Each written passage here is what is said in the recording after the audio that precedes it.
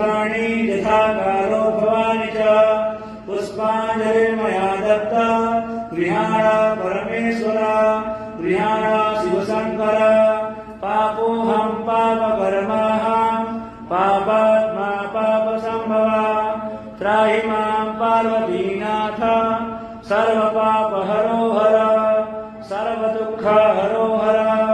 सर्वकष्टहरो हर अन्यथा शरणं नास्ति त्वमेव शरणं मम तस्मात् कारुण्यभावेन रक्ष मां परमेश्वर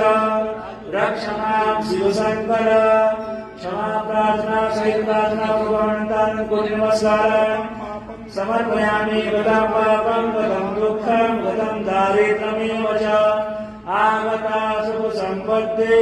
पुण्योऽहं तव दर्शनात् पुण्योऽहं तव पूजनात्